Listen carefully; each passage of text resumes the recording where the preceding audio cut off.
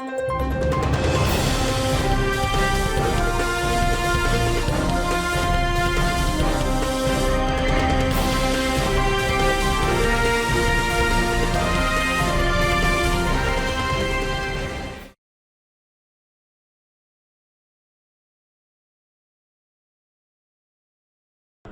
cours justement du processus colonial, en 1958, quand il était question de lever la tutelle, je suis passé sur certains points, mais l'UCPN a voté à 100% contre la levée de la tutelle.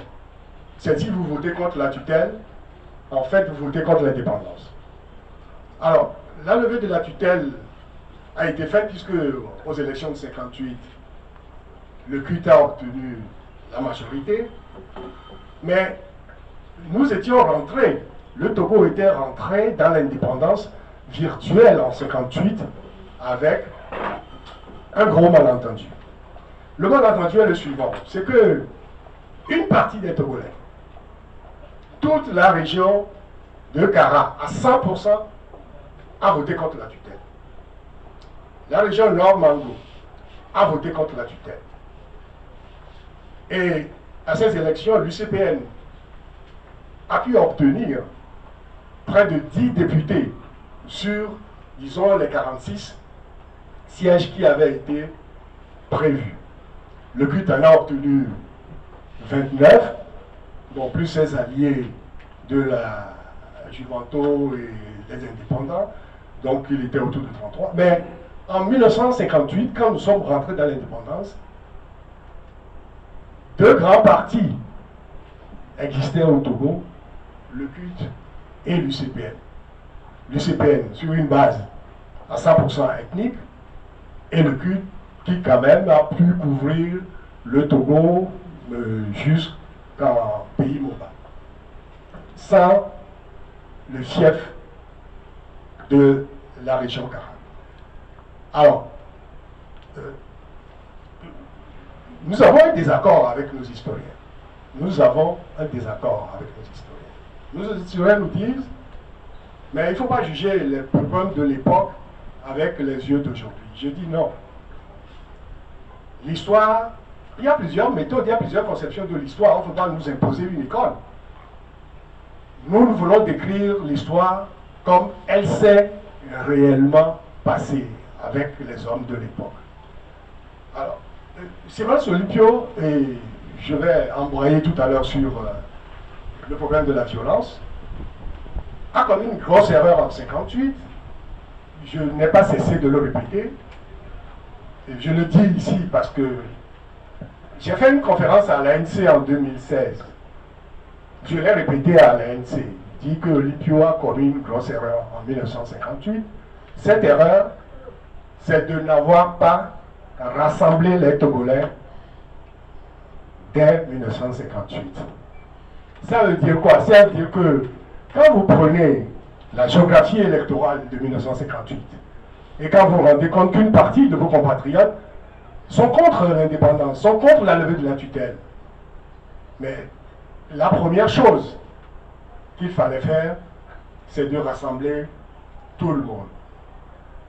Mais nous nous étions lancés, je dis nous, parce que bon, à l'époque, nous tous, nous soutenions le mouvement nationaliste, dans une politique de revanche vis-à-vis de ceux qui, à l'époque coloniale, avaient effectivement soutenu le colon contre le mouvement nationaliste.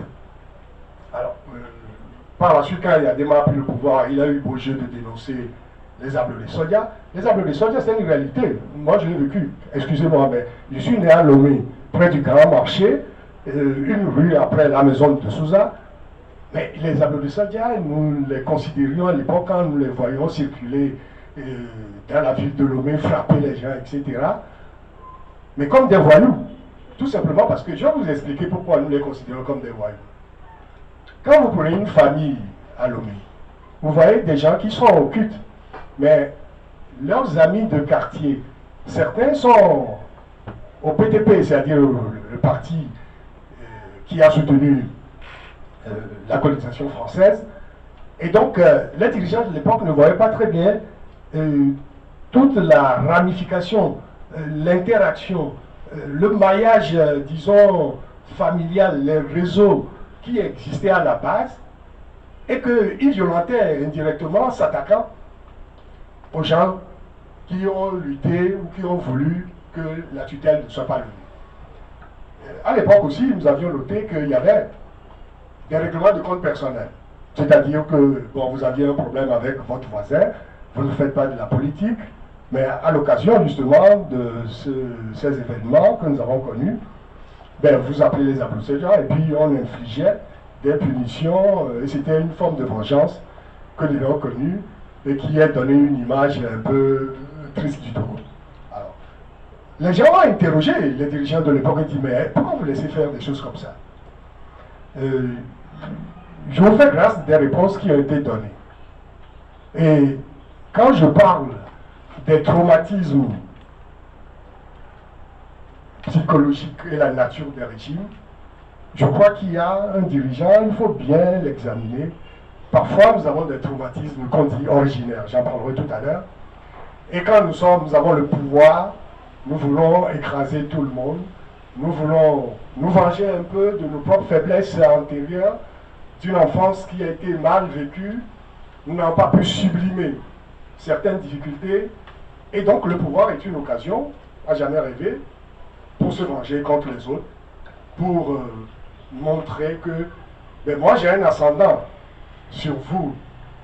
Aujourd'hui j'ai le pouvoir, je peux faire de vous ce que je veux.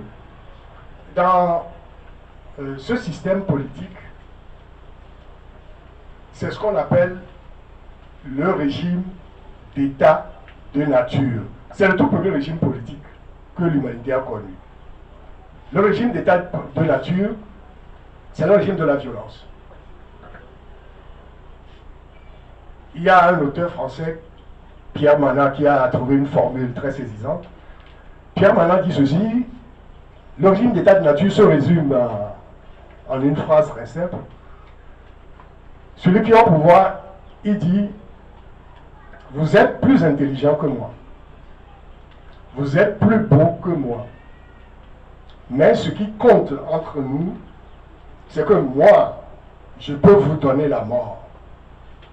Donc, toutes vos qualités, si vous avez des qualités intellectuelles, des qualités physiques, des qualités morales, dans l'état de régime de nature, cela ne compte pas.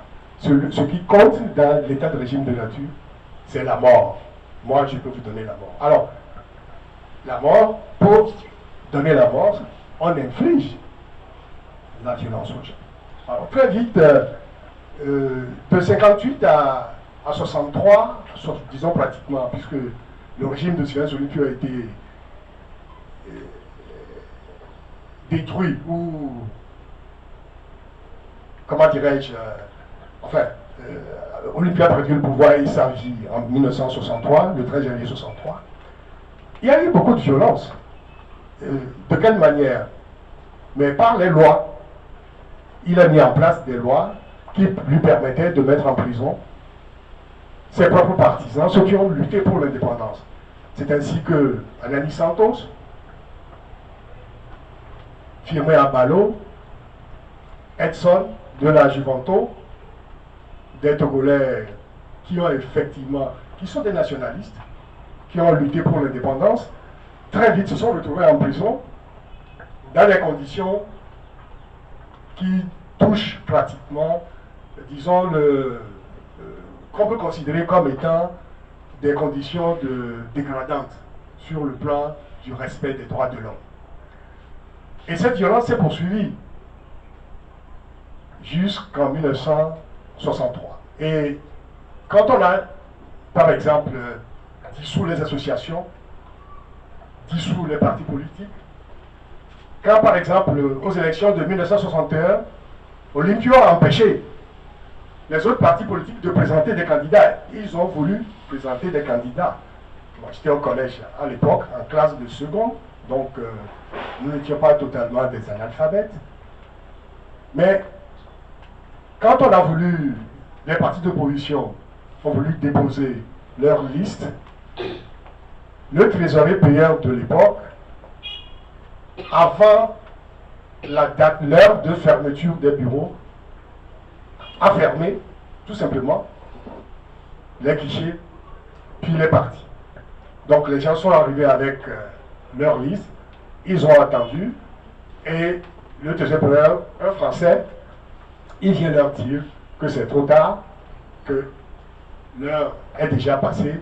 C'est comme ça qu'en 1961, déjà, nous étions au Togo dans un parti unique de fait, puisque seuls les députés du culte se sont présentés aux élections, à la fois législatives et présidentielles, qui ont donc créé le régime présidentiel, avec un score à la soviétique, bon, à l'époque, ça ne gênait personne, de près de 90%. Et donc il y avait, disons, un climat de délétère au Togo. Alors, bien évidemment, quand vous êtes dans une telle situation, vous voyez qu'un pouvoir autoritaire est en train d'émerger, bien évidemment, les autres, ils réagissent. Ils se disent, comment allons-nous faire pour mettre fin à ce système? Donc, il faut des complots. Le complot, ça fait partie du droit de l'homme. C'est-à-dire, quand vous êtes dans un régime dictatorial, autoritaire, de violation des droits de l'homme, mais vous avez le droit de fomenter des complots pour renverser ce régime. C'est le droit à la sécurité. Votre droit à la sécurité, ben, vous l'avez comment? Ben, vous l'avez en fomentant des complots avec des gens qui sont proches de vous. Moi, en cherchant à l'extérieur, au besoin des forces, des gens qui peuvent vous aider à mettre fin à votre souffrance. J'ai un ami qui est décédé et qui m'a appris une loi. Et c'est un historien. Il me dit un jour, Richard, tu sais, quand dans un pays, la répression organisée par le pouvoir a atteint un certain seuil et que les populations sont faibles, démunies, ils n'ont aucun recours, seules des forces extérieures sont capables de les délivrer. Des forces extérieures sont capables de les délivrer. Disons dans l'ordre humain, j'entends. Mais dans l'histoire, on a vu que l'Europe, par deux fois par rapport à l'Allemagne, 1914-18, 39-45, sans les États-Unis d'Amérique, ben, je ne sais pas, l'Europe, l'Allemagne aurait conquis, serait la puissance dominante. C'est grâce aux États-Unis et, disons, à la Russie d'un côté, que Hitler a été vaincu. On peut le monter un peu loin dans l'histoire. Vous savez, en 471, avant Jésus-Christ, il y a eu la bataille de Thermopyle en Grèce. La bataille de Thermopyle. La Grèce n'existait pas, il y avait, disons, comment dirais-je, des provinces, différents peuples. Et il y avait Léonidas, qui était un Spartiate, que les peuples hellènes n'aimaient pas beaucoup, tout simplement parce que c'était un autoritaire, il avait un pouvoir de nuisance assez fort. Et donc, il a été confronté à une guerre contre Xerxès. Xerxès, c'est un général perse. Mais dans l'armée de Xerxès, vous trouvez les Assyriens, vous trouvez des Nubiens, vous trouvez les Éthiopiens, vous trouvez ce qu'ils appelaient les immortels, qui venaient d'Xerxès avec des lions pour combattre. Et donc c'est Xerxès qui a combattu Léonidas.